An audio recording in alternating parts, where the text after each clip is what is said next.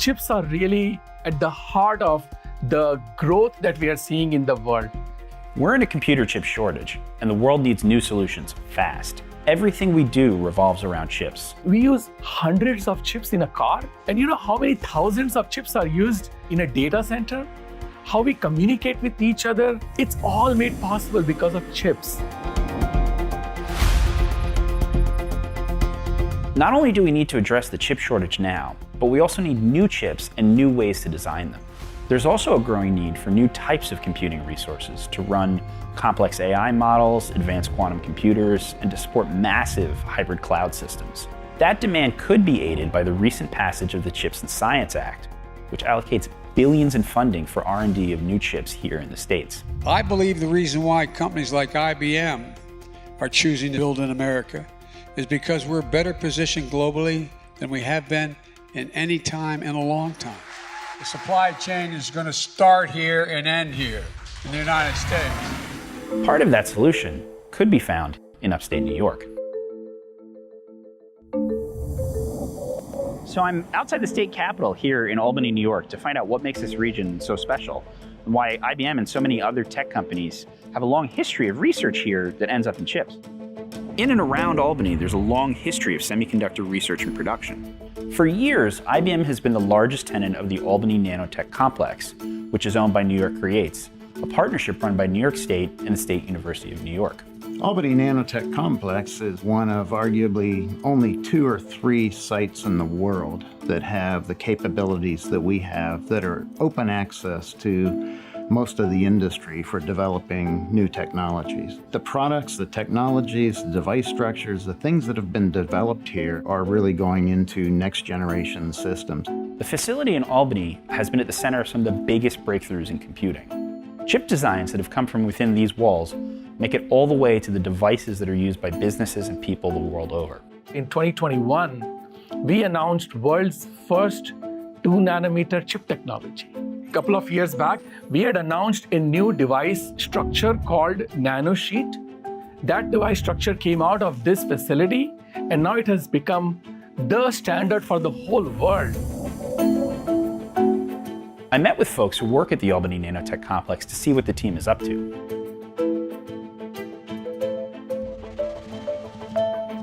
So we're in the Albany Nanotech Center. What you're looking at is an NFX fab. In here, we have a state-of-the-art clean room holding many tools that allow the patterning and fabrication of semiconductor chips. So this guy walking by right here is in this crazy suit. What is that for? This is to protect our chips from our contamination. This is a clean room facility. Any small defect that goes into this chip can create a failure. So people need to be dressed in bunny suits to keep the environment clean. And then it was my turn to be the guy in the suit, to see the science and innovation behind these glass walls. That's not right. Ow! It's the closest I'll ever be to Darth Vader. I'm struggling here. Yep. I'm like a large white penguin. Okay, we're going in. This is cool. So here we have our fab. We're now inside the fab. Over here, we have the big lithography tool that actually pattern the wafers. It is so big. It's You can add the size of the bus, as you can tell. You can bring it in. I think it needs about 3 cargo planes. Really? So it's insanely big. Underneath this machine, there's an equally or even larger infrastructure that holds a laser. This laser impinges upon very small tin droplet. That tin droplet, when the laser impinges on the tin droplet, it generates EUV light, which is collected, focused, and used to create the pattern on the wafer. So it's a really fancy Etch-a-Sketch is what you're telling me. That's what I'm telling you. The work that we do here now will allow us to have better performing devices in a decade or so.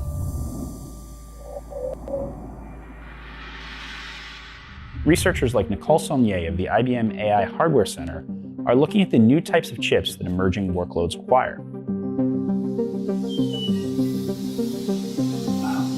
Yeah, so this is our offline lab space. Okay. And what we're doing in here is taking those wafers, we bring them in, and we can do additional testing. We have capability to do what we call parametric testing, which is a little bit more simplified, testing a device or a structure. And then we also have capability to do what we call functional testing, where we're testing actually the whole chip. We are able to test our chips before we send out the wafers for dicing and packaging, so we can pick which chips are going to be good or the best, and send those on to our colleagues at the Worldwide Lab. Today, most AI inferencing is done on GPUs, chips originally designed for processing graphics on a computer. Models are getting larger, data sets that we're using to train models are getting larger and larger, and so there'll be a time when we can't just throw more compute at the problem. So instead, we need to look at new ways of tackling the problem, either through digital cores or through analog in-memory computing, and even other solutions like heterogeneous integration, where try and put together different pieces in novel ways that will help to make the overall system more efficient. So these wafers are here waiting for us to go take them over to the test lab and do a little bit more work on them. The team is on a mission to accelerate the development of AI hardware and meet the growing demands of AI processing, both for IBM and its partners. But none of these breakthroughs happen in a vacuum. If it weren't for the strong community that New York has fostered around Albany, little of this would have happened. In this building alone, there are researchers from Tokyo Electron, SUNY Poly, Applied Materials, New York State, and Samsung, all working on projects that are changing the future of chips. And they've been brought together by New York Creates. Well, we're very proud of the capabilities and the facilities that we have on site. Our mission is really to accelerate next generation semiconductor and adjacent technology development with a strong focus on education, workforce development, and helping to grow the innovation economy, particularly across the state of New York.